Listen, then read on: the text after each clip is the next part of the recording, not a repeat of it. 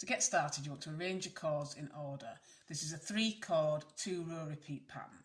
Just as a side note, you may notice that I've used 2 chords in positions 1 and 3, but I've done this because the chord in the centre is a little bit thicker, and for the purposes of this pattern, the 2 chords on the left will count as 1 chord, and that is position 1, and the 2 chords on the right also count as 1 chord, and that is position 3. The chords in positions 1 and 3 will be the short chords, and these should be long enough to wrap around the wrist 2 to 3 times. The rainbow chord should be in position 2 in the centre, and this will be your long chord. For your first row, you want to take the chord in position 2 and work a hitch knot over the chord in position 1.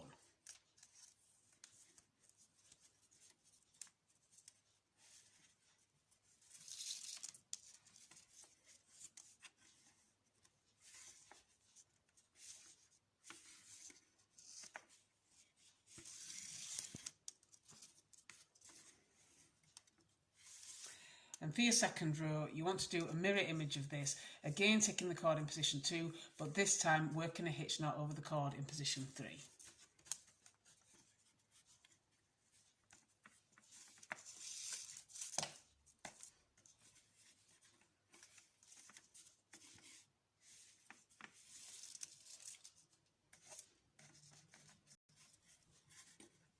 And you want to keep repeating these 2 rows all the way down until you've got the bracelet as long as you want it to be.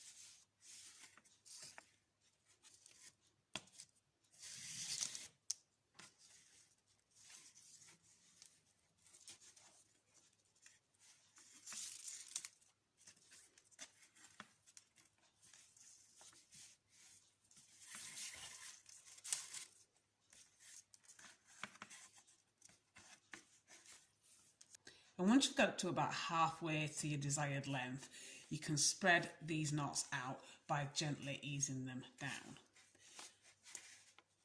So you don't want to pull them too much, but you can ease them down to create your little zigzag gaps. Now obviously you could leave it condensed if you prefer, but that will need a lot more cord in the centre.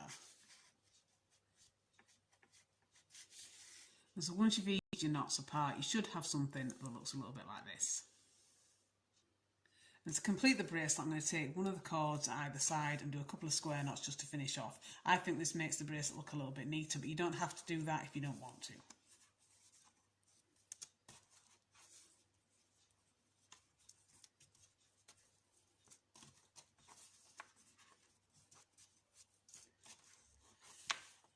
And I'm going to do the same thing at the other side.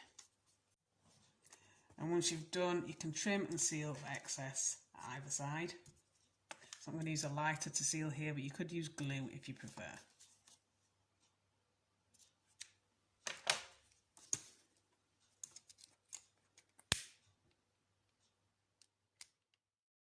And when you're finished, you should end up with something that looks like this. So I've finished mine with braided tie-on ends, but you could do whichever fastening you prefer. And that is your completed macrame bracelet.